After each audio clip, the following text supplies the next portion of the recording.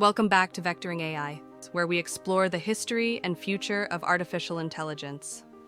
In our last episode, we traced the turbulence of the 1970s, a decade marked by the first AI winter, funding cuts, and philosophical critiques. Yet out of that difficult period, new ideas emerged. As we enter the 1980s, artificial intelligence makes a dramatic return, fueled by industry adoption, government competition, and a new wave of optimism.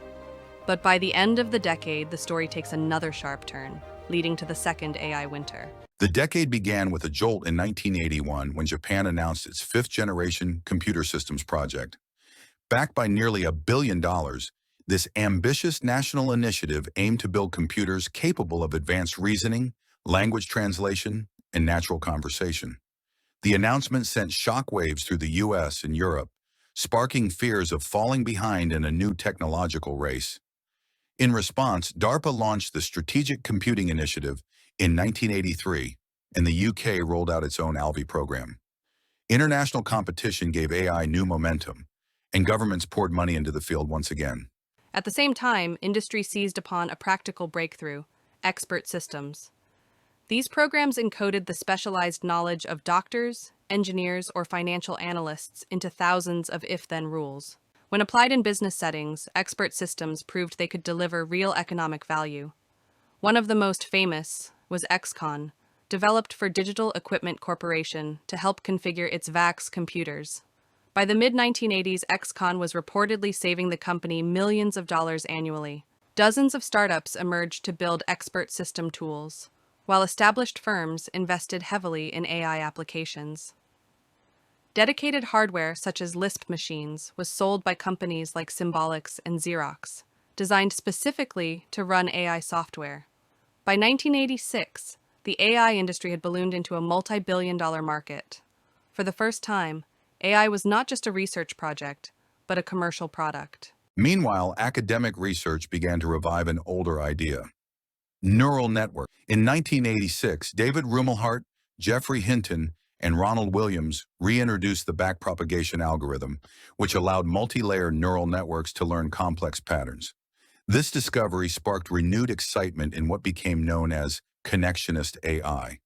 Neural networks were soon applied to speech recognition, image classification, and even reading handwritten zip codes. An early demonstration by Yann LeCun that hinted at the future of deep learning. Still, throughout the 1980s, symbolic AI and expert systems remained dominant, while neural networks were seen by many as promising but not yet practical. Yet by the late 1980s, the expert systems boom began to collapse. The limitations were becoming clear. Many systems were brittle, performing well only within narrow boundaries, and struggling when confronted with unfamiliar cases. Updating and maintaining the thousands of rules required for each system became a costly and time-consuming task. At the same time, specialized hardware fell out of favor. Personal computers from Apple and IBM had grown powerful enough to outperform expensive Lisp machines, making them obsolete almost overnight. Companies that had once thrived, like Symbolics, soon folded. The wave of hype also caught up with reality. Overly ambitious promises to investors and customers could not be fulfilled.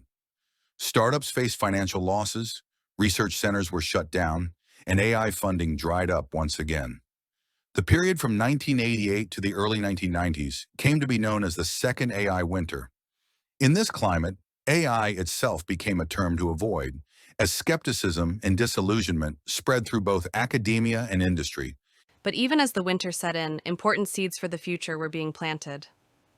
In 1988, Judea Pearl published his pioneering work on Bayesian networks, laying the foundation for probabilistic reasoning under uncertainty. Ross Quinlan introduced the influential C4.5 algorithm for decision trees.